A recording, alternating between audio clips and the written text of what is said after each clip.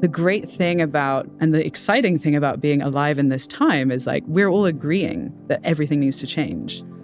That's exciting.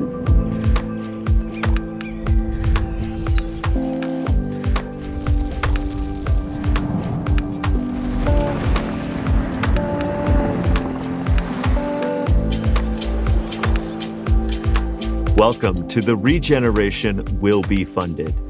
I'm your host, Matthew Monahan, and in this series, we're having conversations about regenerative finance, technology, and our living planet. How can we build an economy that's in service to life? Brought to you by Ma Earth. You can find all of our conversations at maearth.com. Thanks for joining us. Today's guest is Phoebe Tickell. Phoebe is an imagination activist and founder of Moral Imaginations. In this conversation, we discuss what does that mean, why Phoebe feels this work is so important in this collective moment, and how she's bringing it to different teams, institutions, and organizational forms. This conversation was recorded at the Planet Local Summit in Bristol, UK. Let's dive right in with Phoebe Tickell.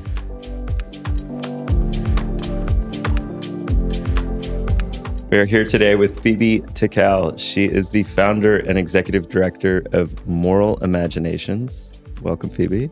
Thank you, Matthew. Good to be here. Two beautiful words, moral and imaginations, that you have been putting together. Tell me more. That's a good place to start. People often hesitate when they hear that phrase, and especially the word moral.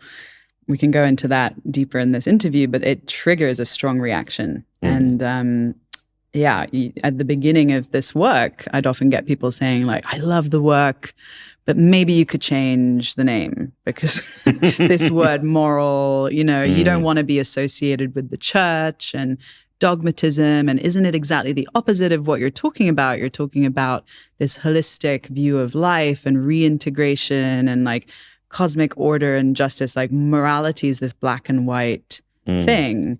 And so part of this work is actually about rewilding morality. It's about reclaiming that word and that term and combining that with the power and the force of imagination and creativity, which is essentially like our life force. And so to me, what that phrase means is the combination of a deep connection with what is sacred, what we know to be true, to integrity, to what we know is right and what we know is wrong, which I think in the left and in the kind of ecological movement, I notice there's like a kind of avoidance of going down that path. And we talk about sustainability and let's just go on sustainability. To me, that is like so lacking. Like it's a weak, flip-floppy, sustainability. It's like we don't, like sustainability it's addressing the symptom. It's not addressing the root problem. So this work is all about root problems and root solutions. Like how do we really get to the core of what is wrong, and how do we retrain and build back the muscle of morality and moral courage and imagination? So that's the combination of what this is all about. Can you say more about the imagination part? Yes, and that's like the that part is like the bountiful, big, creative, like life force part of this work, and it's to me. What I say, one of the deep principles of this work is that imagination is not a talent or a skill, it's a muscle. And everybody is born with it. And each human is deeply imaginative. And actually, like over the course of life, that gets shut down. It gets shut down in school, then it gets shut down in kind of university if you go, or your first job, your second job. There's just like all of this like colonization of the imagination and blocking. And so when we work with people to build their moral imagination, a huge part of that work is actually helping people unblock their creativity and their connection to the source of imagination. And the reason, again, like, I guess this work has all stemmed from my own inquiry and journey in trying to work out like what is wrong. Why is the world so not working for so many people, and for not just people, but non-human people and life? And how can we create solutions that don't just plaster stick, but like deeply address those root problems? And so one of the conclusions I came to, which again is like another principle of this work, is that we often think about problems as resource problems. We think that the reason why the world doesn't work is because we don't have the skills, the tools, the technologies. We just haven't like found the right solution yet. And I started life as a technologist. So like, I know, I was deeply bought into that narrative. I was like, okay, my life path is going to be about helping invent like new biotechnologies, new biofuels. Like the problem is we just haven't got the right solution yet. Right. And now what I say is like, we don't have resource problems. We have imagination problems. That's the core. Absolutely. Like we already have all the resources we need. We have too much. We, look at the piles of garbage and food waste, and something ridiculous like 60% of food is wasted. Overall, it's like we have an excess. And actually, the problem is imagination. And deeper than that, it's like the ideologies that are running the way we decide how to divide up the resources and how we solve problems and how we think of the world and each other and enoughness and abundance and a lot of other things. So it reminds me of a conversation we had with Tom Chi from At One Ventures when he was talking about really, and he was saying that we need to move from seeing everything as nouns into verbs. And when you say this about looking at everything as a resource issue, I'm curious a bit of context about your background into this work and what some of those studies were. Yeah. So I started life as a scientist. I mean, before that, in school, like many of us, I was many things. And then you had to choose, and you had to like silo and converge and, divide. So at school, I was always kind of balancing arts and sciences. Went into technology, studied at Cambridge, like the kind of monolith institutional pinnacle of the science god that that this Western culture deifies and worships. But from there I went into working in biotechnology and synthetic biology as a researcher in Imperial College London. And it was during those years that I started asking these really big questions. I wanted to contribute however I could to what Joanna Macy calls the Great Turning, this movement, this like change of the world becoming more fair, more equal. Buckminster Fuller has been a huge influence over my, during my 20s of like making the world work for all. And during that time, I started asking these questions. I was asking my boss, principal investigator of our lab, bless him. He was totally like overwhelmed, I think, with like, what am I going to do with this? With this PhD student. So I was asking him, like, why are we actually researching the things that we're researching? Like, we're researching these biofuels. Like, what made you decide to do that? And he was like, there was a funding bid and, blah, blah, blah. Like, I mean, he was brilliant. I absolutely loved working with him and super motivated scientist, but it was just starting to uncover these things of like, okay, so the reason we're researching this is because there's funding to research it. It's not that we're like choosing, with that moral courage, moral imagination, choice, integrity, what is needed here, how do we be in service?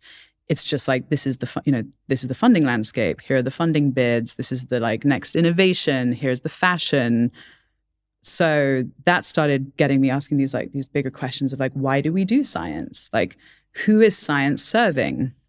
And now, I find myself within an ecosystem of people who are asking those kind of questions. But at that time, I really felt like I was on like totally alone asking these kind of questions. Like no one else was talking about this in the establishment, in the scientific institutions. I was like, what is this? And like, okay, so like science and technology is being driven by like this sense of progress, but like progress towards what?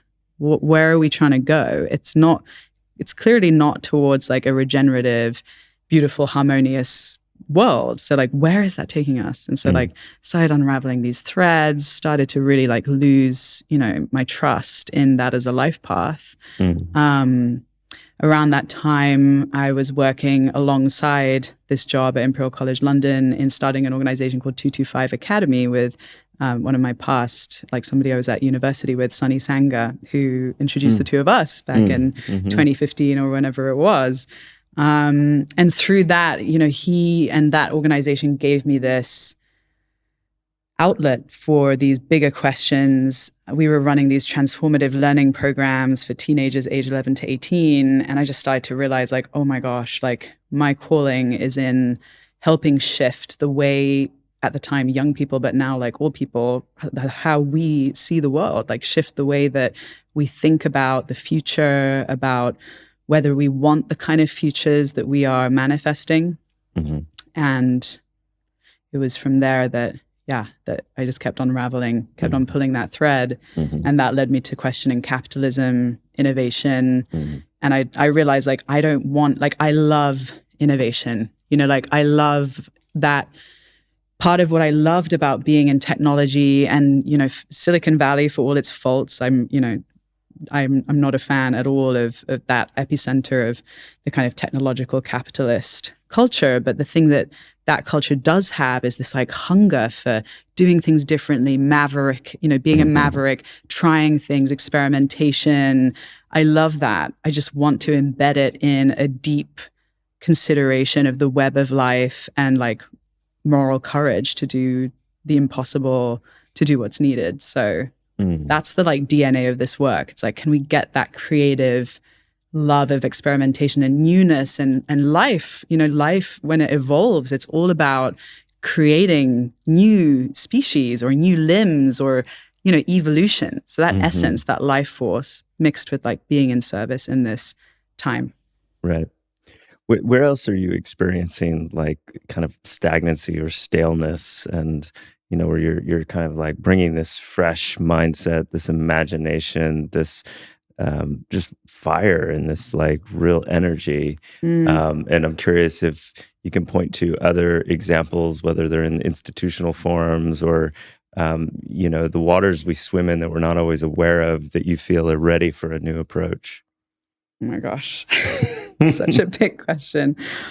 Everywhere, everywhere, because this, unfortunately, the Western capitalist, white supremacist, misogynist, racist culture is now like global culture. It's like there is like no part of the planet, very few parts of the planet that is free from this culture that has stemmed from the West.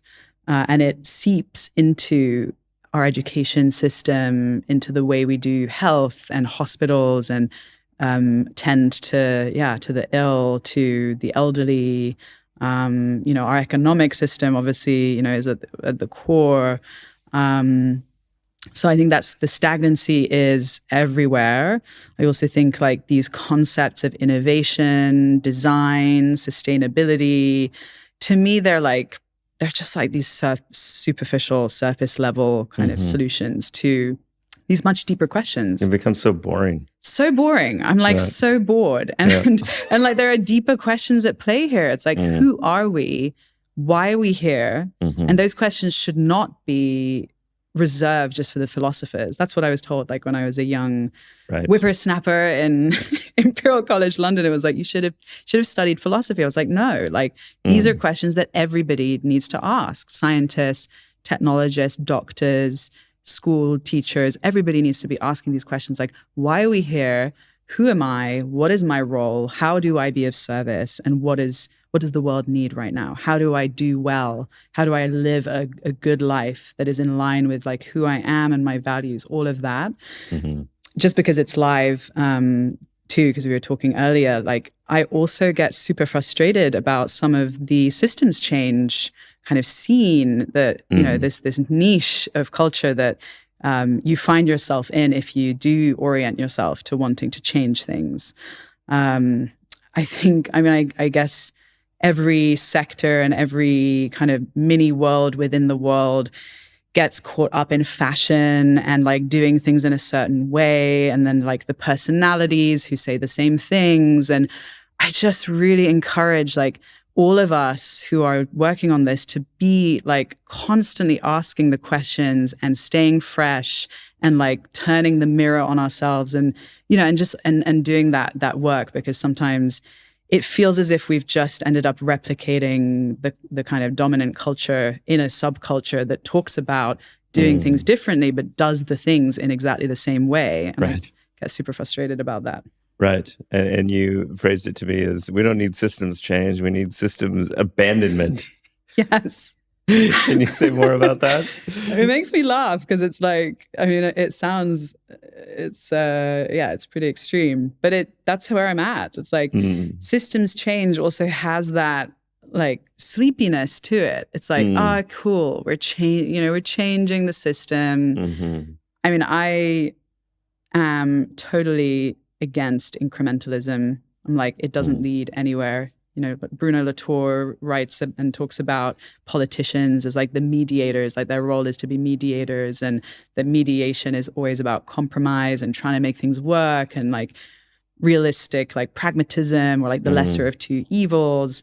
And, the word radical maybe is like a slightly dirty word. Like it's, if you're labeled a radical, you're labeled like outside of the current system. My desire and aim is to be like deep in the system, deeply compassionate to the system as it is. All of us are implicated. There is no like bad guy that we can all blame. We are all entangled. I deeply believe like if I walked a life in the shoes of, of somebody else, I would likely end up living a similar life. Like I have full compassion. So I want to be deep in there, but I want to be deeply radical without being cast out as a loony radical. But the word radical comes from root. It's like from the Latin of root. It's like the great thing about, and the exciting thing about being alive in this time is like, we're all agreeing that everything needs to change. Right. That's exciting. And, in that frame of, okay, system's broken, we need radical change, we need courage to be radical. We're all starting to sense more and more so collectively that this has to happen. I feel that sometimes the way we arrive at that is we're trying to bring all the stakeholders along. And there's a lot of different points of view, and there's naturally a role for compromising and for finding common ground. How do you think about holding that tension of systems transformation, let's say, and being radical and having that courage, but also bringing everyone along? Great question. I work with communities, like mainly at the moment across the UK, and with local councils and places. I've been really deeply passionate about bridging this work with all kinds of people with college degrees, without, like from all walks of life. I have not found anybody who thinks it's too radical to try and live a life in line with your values, and who is not, I haven't found anybody who is not struggling to do that in the 21st century, Anthropocene. It's not about big ideas where like, utopias or like changing the world. I'm not even that interested in the what. It's like, it's the how. And it's like, we don't know what that world will look like, but we're clearly not moving from a place of like deep, even like deep reality. Like, you look at schools, like most schools don't work for most kids. Like, we're diagnosing like 50% of kids now have ADHD, like completely insane. We designed schools for an industrial time to get kids to get used to being told what to do, to work in factories. Like this stuff just doesn't work. Like it's not even rocket science. It's like, it just doesn't work. And so it's not about like radically changing everything with like a new political ideology. It's like, can we just do deep design based on a real deep appreciation of our values and what kind of world we want to live in? It doesn't necessarily mean, like radical like visible or technological change. It's just systems transformation to reorganize to be actually in a current understanding of the world. Like we are no longer even aiming for an industrial kind of growth society. So much of, even the AI revolution, like I guess the gift of that, of the transformative AI and these huge leaps that are being made in that sector, the gift of it is that it's making people really ask, like, what are we doing? If most of these jobs can be automated, what is the role of the human being? And so there's an exciting kind of mythical moment that we're in around that, where we start to ask, like, what is it that cannot be automated, that technology cannot do? What does it mean to be a human being? Like, what is a life well lived? These are like ancient questions that have been asked for thousands of years.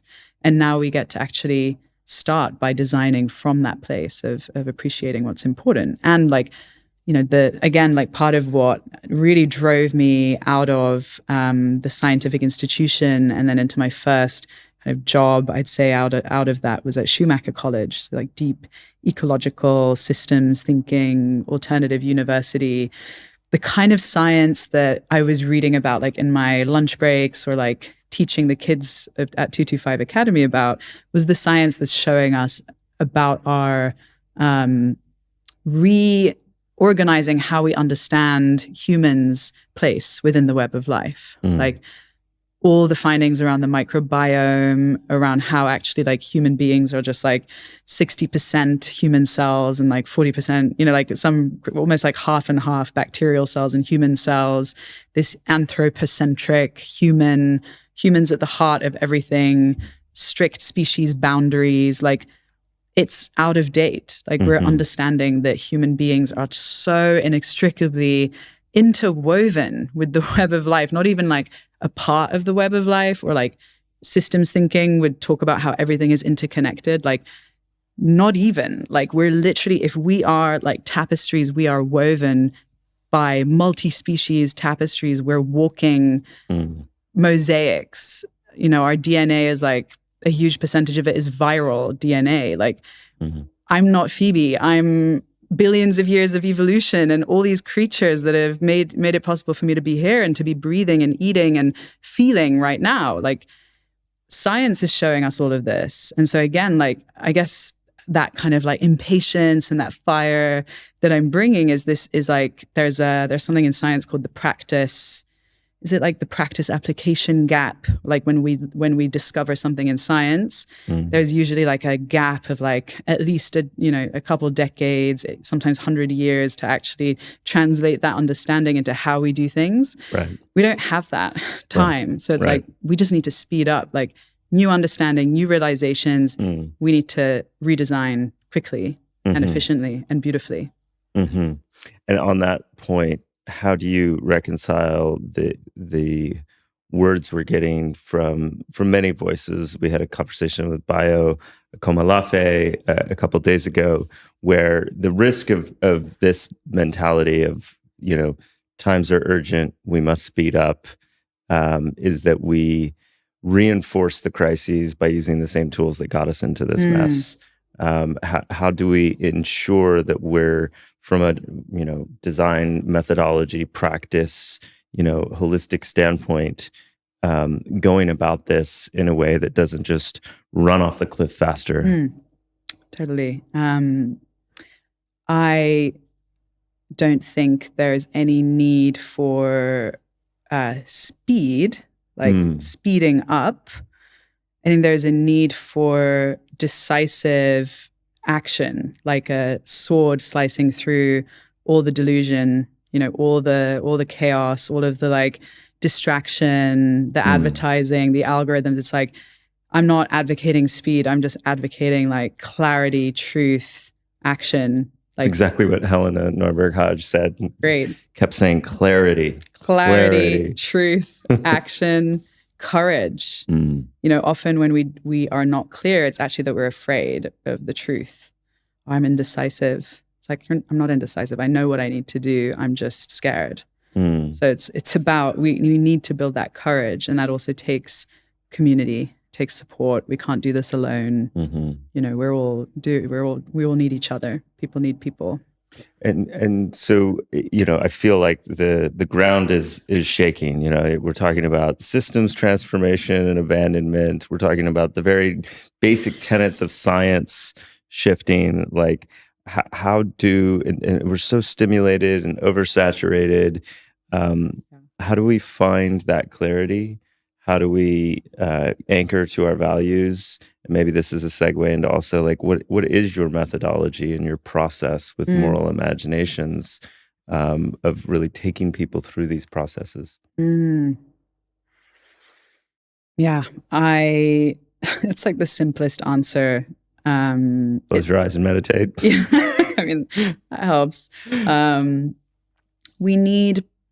I talk about within the work we do, the kind of practice is called imagination activism, based on this idea of moral imagination. And like, we start so basic. It's like with people, with organizations, with infrastructures, it's like 3 things. Okay, 1, we need to create time and space to be imaginative, to get out of the culture of delivery, urgency, timelines, strategic, linear, rational thinking, analytical thinking. Our entire organizations and institutional cultures and infrastructures are constructed to keep people constantly in a non-imaginative mindset. I don't really like the word mindset, but like way of being and thinking. So like one of the most radical things we start with is like, how does your organization like protect time in the week for imagination? And we talk about planned, unplanned time. This is not about meditating. This is about actually like reconnecting with your own creativity, life force, making sense of the world, unblocking, you know, your creativity and imagination, and taking time to also like educate yourself on this current time and about where we're at, and like making meaning and sense of what is yours to do, and uncovering the layers and layers of conditioning that have been there since like, you know, you entered school, or, you know, you started to learn how to talk, and your family system starts kind of influencing and constraining and imprinting the dominant culture on you.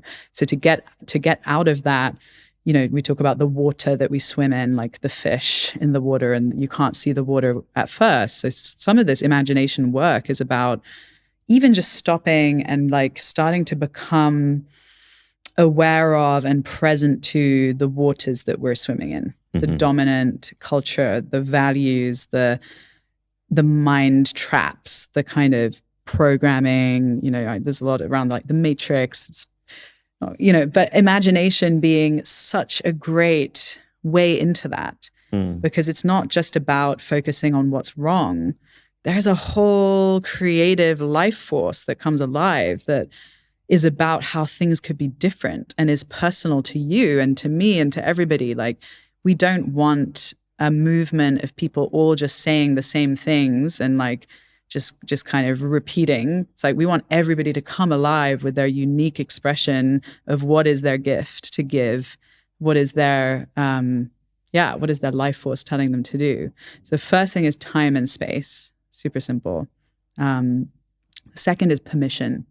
Like, we need to create cultures of permission to be imaginative, to be different, to say things that are risky. You know, one of the things that I feel like the most dread about is like the culture of shutting down the human like characteristic of like uniqueness and quirkiness and all the like weirdness of people, like this cookie cutter industrial human factory that we're like send kids through. And then like, but it's not even, you know, it makes it sound extreme. It's like every company, like every organization that is serving the progress machine, the capitalist, but it's not just companies, it's also the not-for-profit. Like that's why I like the term industrial growth society, which is a Joanna Macy term. And blessings to Joanna Macy, who's been such a huge influence and teacher and friend and mentor, but her terminology and her phrasing is so helpful because it's not just about capitalism. State-controlled industrial ideologies are just as damaging. It's about this virus of industrial growth society. And that, one of the toxic elements or sides of that paradigm is the industrialization of human beings to become useful to the dominant culture and the system. Creativity and imagination is not useful for factory workers and agents of an industrial society. Mm-hmm. So waking that back up and creating permission, creating, in the specifics of like a team's culture or an organization's culture, we talk about psychological safety, the ability to say things without feeling afraid of being humiliated or, shut down or being seen as silly or, saying something unuseful. It's like we're trained from such a young age to think that life is about getting the right answer. Our whole examination culture. Right. It's like, where is creativity encouraged there? Like, okay, it's either right or wrong. Like if I answer it, I'm either going to get graded up or down. If I say the right answer, I get graded up. Suddenly you have like deep programming about there always being a right and wrong answer. And you're nervous about getting it wrong because then you'll be ranked lower. Mm-hmm. So there's just so much like deep programming to undo around imagination, around creativity. And what you find is that when you unblock that, plus the moral part, moral imagination, giving people teaching and experiential appreciation of their connection with the web of life, with nature, with the more than human world, with their ancestors, with future generations. We can talk more about this in like methodology. Those things together create space and time and culture and practice to become in service of life, and to do the work yourself as well of who are you, who are your ancestors, why are you here, what are the historical inequities that have led us to this kind of society. We're not swimming in a contextless, like forever present. There's history that is left out of, our collective education and kind of journey, and an appreciation of this world doesn't end when we die. Like there are generations to come after us. Right. How do we be good ancestors? How do we responsibly steward that future? And how do we see ourselves as, there's so much as well to just say that I'm so grateful to the myriad indigenous cultures and worldviews that have influenced me and have been stewarding this way of thinking, without stopping. And now many of us are within the sciences, within economics, within all of these disciplines, we're discovering that actually we need to, in many ways, return to indigenous ways of thinking and being. And you talk going from a noun to a verb. I mean, that is indigenous language. Like it's like so majority verb based. Yeah. So what I'm hearing from you is the first pillar, creating space for imagination. And a lot of our organizational and daily lives context doesn't really suit that well, and so we have to actually intentionally create that space. And if we're leading organizations, we can really help create cultures around that. And then, secondly, giving permission and making it celebrated, the uniqueness of each individual and expression. And the time and space for imagination and that life force energy to arise. Was there a third pillar as well? There is a third pillar. The third is practice. So giving people exercises, practices, like it's not enough just to create time and space and permission. There's actually, there are ways of thinking and, teachings and methodologies and exercises that can help this process and these journeys. And there are many different ways of doing that and many brilliant thinkers. What are a couple of examples? From my work? And again, sure. I'm just naming that I am a mosaic and, symbiosis of so many brilliant teachers, and many of them you're interviewing on this podcast. But yeah, so within our practices, anything from like very simple, getting people to imagine the world as different. Like, how could it be different? Asking the question, what if? What if we didn't do things like this? What if we actually didn't, award 1-year grants? What if we awarded 10-year grants, like talking about philanthropy? What if, like, just starting to open up that question, almost like that 5-year-old way of thinking, where you're just like, well, what if it was different? What if we did things like radically different? What if an alien came to Earth? What would they say? Like, just helping create more space around. I'm thinking about my 3-year-old niece, where my mom has been counting the number of whys. Sometimes we get into the 30s or 40s in a row. Why? Because of this. Why? Because of this. Exactly. Why? Exactly. Yeah. There's so much wisdom. I mean, those are other practices, like bringing young people into your organization, consulting young people as advisors, as mentors, or co-CEOs, where you partner senior people in organizations with young people. Like, there are lots of different practices. For moral imaginations, we've got this 3-pillared model. Future generations at the heart. So how do we actually build a connection and empathy and like personal relationship with a sense of the future generations yet to come? Second pillar, the more than human world, nature, and appreciating nature as alive and having sovereignty, and practicing different forms of animism and consulting nature, and just starting to get into the mentality and mindset that nature is not a dead resource that we're just here to use and to like manage. That this is a living intelligence. This is 13 billion years of evolutionary intelligence that can be considered just other forms of intelligence. So really appreciating that. And then the final pillar being ancestors, which again, like, you could translate into appreciating, learning about, and like consolidating and healing the past, historical inequities, colonization, doing the work now to undo and reverse the harms of that time. Also developing a relationship with your own ancestors. Like, who am I? How did I end up here? What are the ways that I can kind of do that work personally to make up for the impact of my ancestors? How did my ancestors impact other people's ancestors? Like, what is bringing me here? What is that like larger context? So those 3 pillars we work through with people to give them a mindset shift. So around actually developing empathy and a felt sense, like an embodied sense of connection with these 3, and then translating that into policy, infrastructure, design. So that's really the move from imagination to activism. So imagining and then acting and designing.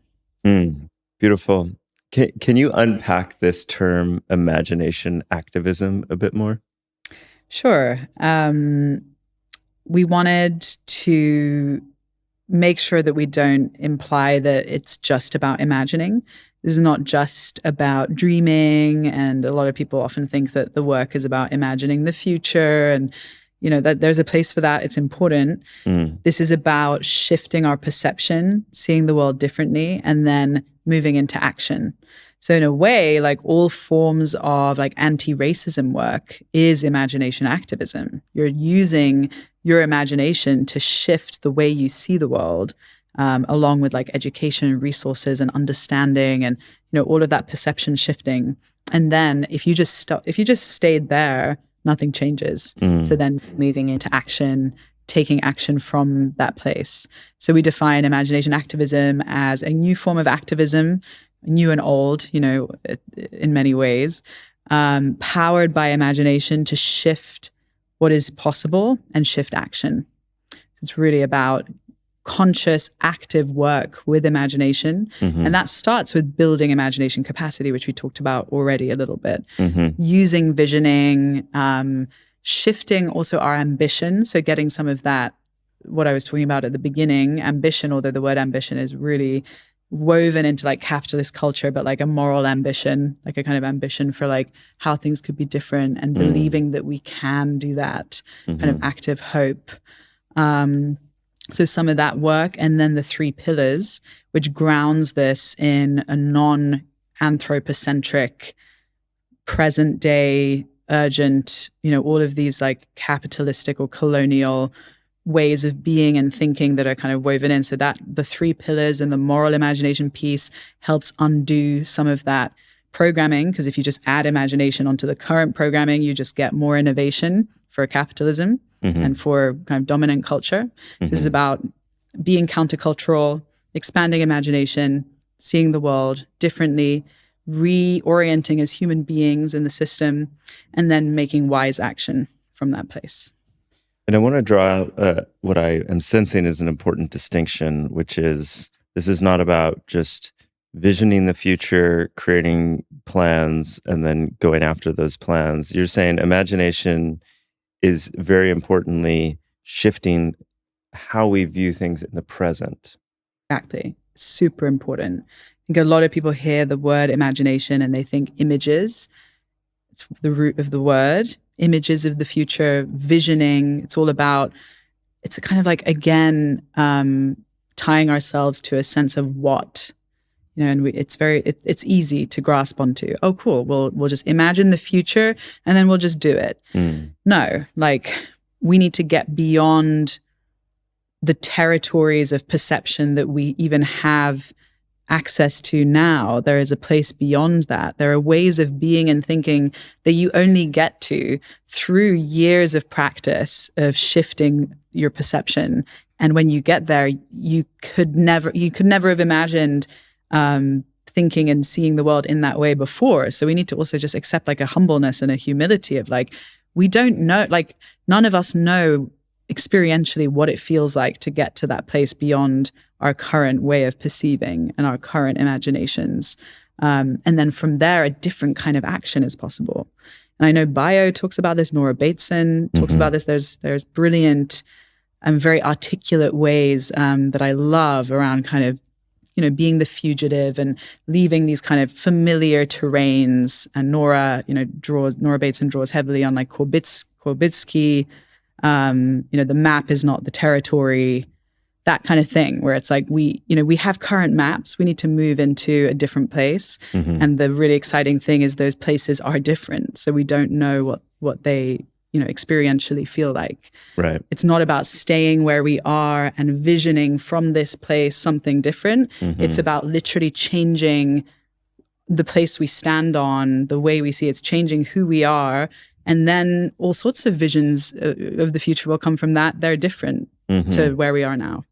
Yeah. If that makes sense. What I experience in that and really resonate with is like the humility of letting go of the idea that we're at the center of the universe or that we control everything, in relationship between humans and non-humans, as well as just in general in terms of where we are all part of collective webs. And so therefore emergence is the logical way of embracing the future. I'm curious if that resonates with you or if you have any other comments on that. Definitely. It's rather than a linear path of like vision 5 years ahead, 5-year strategy, action, take stock, start again. It's like if we change how we are together, how I perceive the world, how I connect to myself, if we take care of the present and obviously cast a little bit to the future to be like, okay, roughly, where are we going? What do we, but this is about the present. If we change the present, the future will take care of itself. If we just focus on these grand visions of the future without changing who we actually are in the present, nothing changes. We just continually repeat the same patterns that we're in. So bringing it back to kind of ancestors and future generations, we're trying to place ourselves in the context and in the reality that we are in lineages, exactly.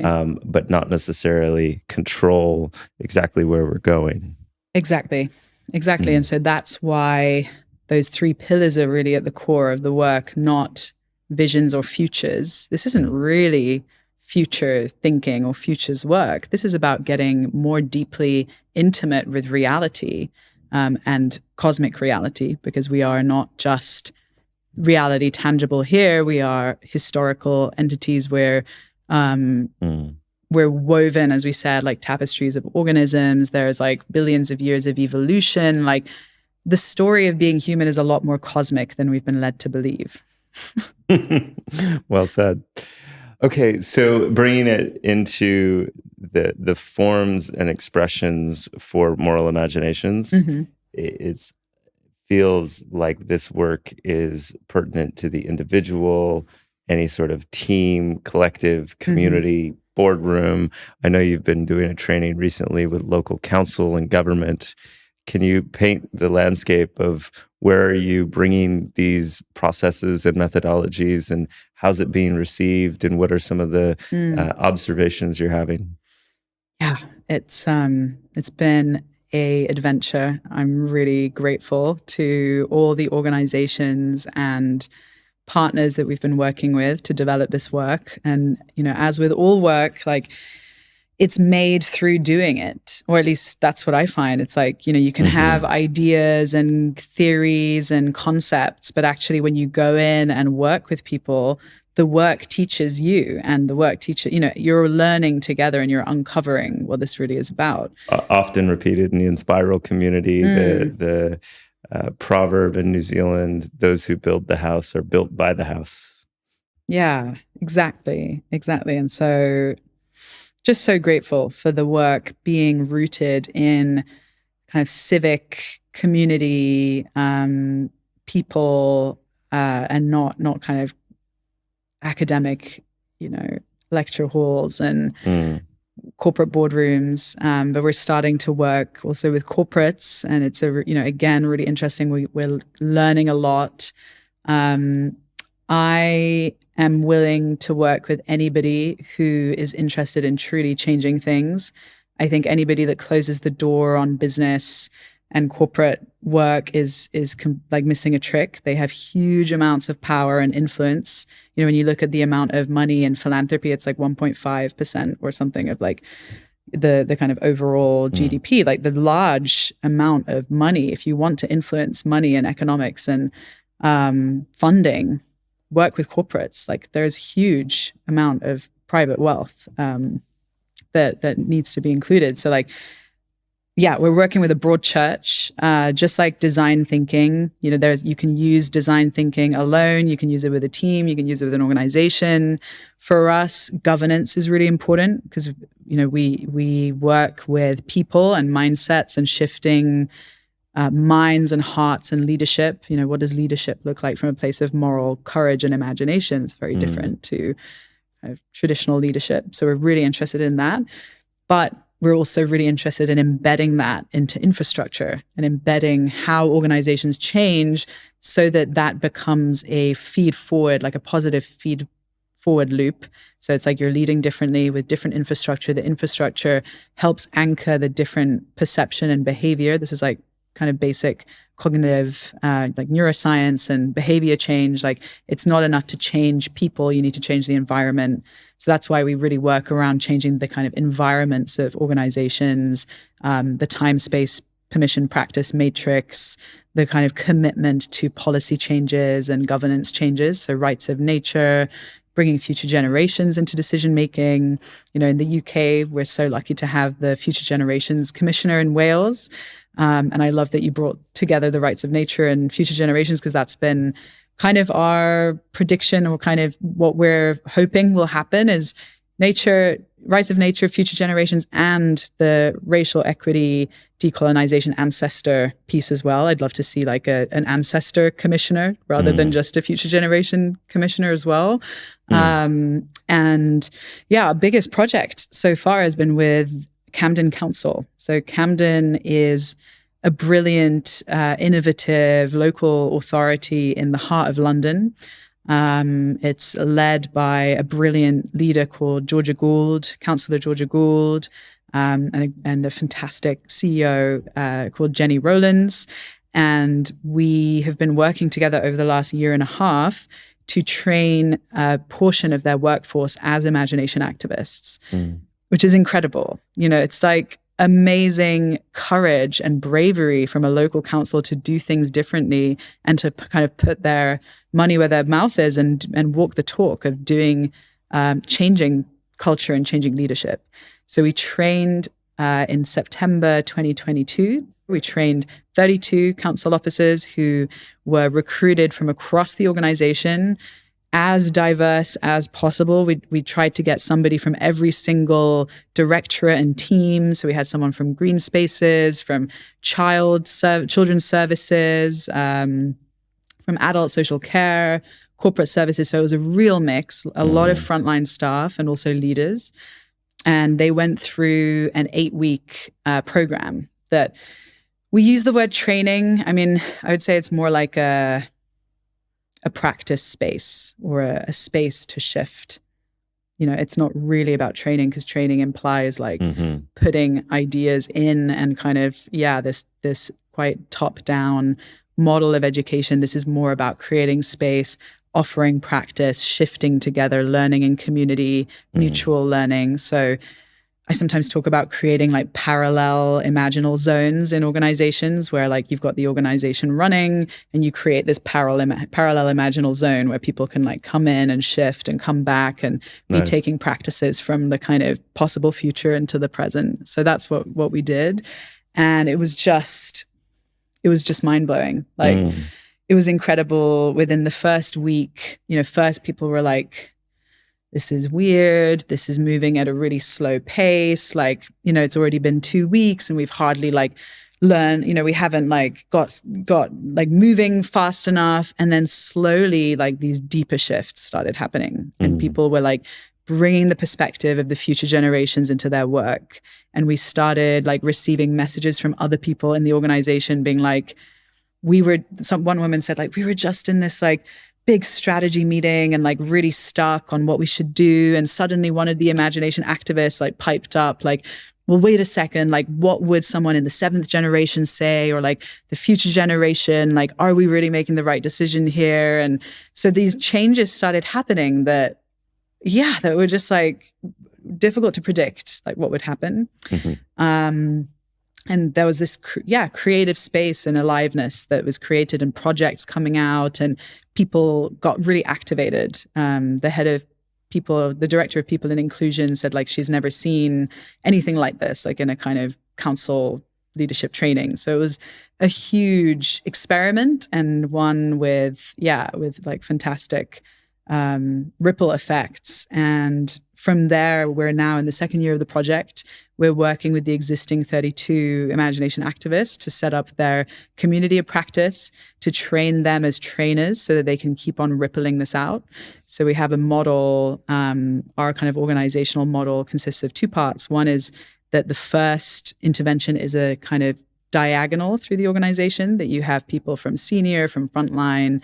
Diversity is such a key design principle of imagination, like getting lots of people from different teams. I mean, this siloing is completely insane. Like the marketing team needs to fix marketing and the green spaces team needs to fix green spaces, but the people don't mix. I mean, like organizations need to totally change if they want to be imaginative, and that's part of that infrastructure work. But so we're working with them. So there's the diagonal, that's the one piece. And the second piece is a kind of concentric ring model. So we work with like a core group of like 1% of the organization. So in Camden, that was around 30 people, 3,000 person organization. Those 30 people become ambassadors to influence and activate those 300. And then those people go out and like reach the 3,000. And so we're into the second phase of this work. We're training Camden's leadership. So after this training, basically Camden said like, this is kind of unleashed this imaginative energy. We need all of our corporate leaders to be able to kind of meet this and enable it, and actually like allow this bottom up energy and ideas to unleash and kind of take hold. So now we just started that on Wednesday, training the leaders, which was, amazing to have that first session. And then we'll be working with the policy team to work through this policy framework of future generations, the rights of nature, ancestors, creating time and space, all of these components of like our moral imagination policy framework. So then there's that embedding. And then the third phase will focus on taking this out to the community and the residents of Camden, because essentially the role of the council could become like a facilitator and a kind of enabler of resident imagination. Well, it sounds like a beautifully imaginative approach as well to even the role of councils in place. And I can only feel like good things will come from exercising more imagination, creating space, giving one another permission, making bold, clear changes, and really questioning things at the root level. Phoebe, so appreciate your work. So appreciate you sharing time and space with us today. Any final messages or last words you'd like to share? Just that I'm deeply excited about this time, also deeply concerned, and often feel pretty heavy-hearted. And have those moments of just feeling the heaviness of this time, but knowing that the way nature, behaves is that when it evolves, when we reach these kind of dead ends, there is evolution, there is creativity. And so I'm excited about the thing that we can't see yet.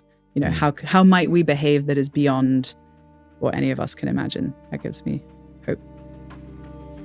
Phoebe Tickell, thank you so much. Thank you, Matt. Thanks for having me.